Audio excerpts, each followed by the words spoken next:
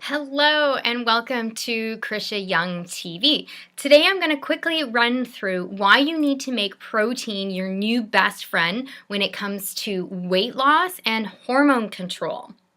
So while there are some people who eat way too much protein, the women that I see often don't eat enough. The women that I see often skip meals, they miss a lot of meals, they might not have breakfast, they might not have lunch, and they certainly don't eat enough protein throughout the day. So what happens is when you're not eating enough protein or fat, and you're eating too high of a carbohydrate diet, your blood sugar ends up doing this roller coaster, okay? So you eat the carbohydrate, your blood sugar spikes up like that, and then very shortly thereafter, it crashes down again because it has nothing in there to sustain your blood sugars. So what sustains blood sugar? Fiber and protein and fat. So adding a really good quality protein or and a fat to your meal will help slow down that release.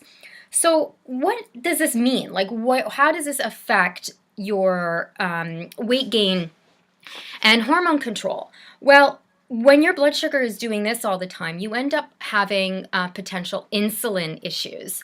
Insulin is what lets the sugar into the cells to give you energy.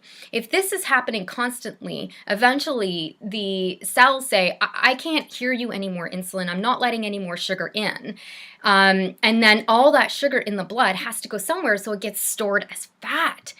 And then the other thing is when you are missing meals or you're doing this to your body, it actually creates a stress response in the body, believe it or not. So you may feel totally chilled out, but your body sees this as a famine type thing, so it reacts in a stressful way. So what happens is your body's now releasing cortisol, it's releasing the stress hormones, which actually steals away from hormones like your sex hormones and neurotransmitters and anything like that. So what ends up happening, you have maybe low libido or PMS or depression or anxiety. So it has far reaching effects other than just, gaining some weight, losing some weight.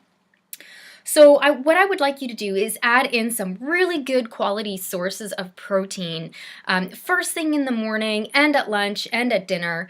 And protein isn't just steak.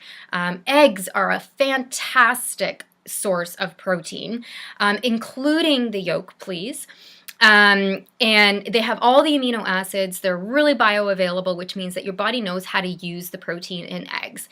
If you're vegetarian or vegan, that's no problem. You have lots and lots of plant-based options. Nuts and seeds are fantastic sources of protein. Beans are great sources of protein. Quinoa is a full, complete amino acid profile. Hemp is one of my favorite sources of protein. It's super clean. It has all of the amino acids. It has the omega oils in it. It's a really great source of protein, and it's very easy to digest as well. And don't forget about things like edamame and tempeh as well. And even vegetables like peas and broccoli, spinach, they all have a little bit of protein in them as well. And then of course there's obviously the dairy products as well, like Greek yogurt and cottage cheese and things like that too. So it's not just chicken and steak that have protein. There's all these other sources of protein. So hopefully you have learned something here today. Feel free to tag me or comment below if you have any questions, or hit me up at Krisha@KrishaYoung.com. Thank you, and I'll see you in the next video.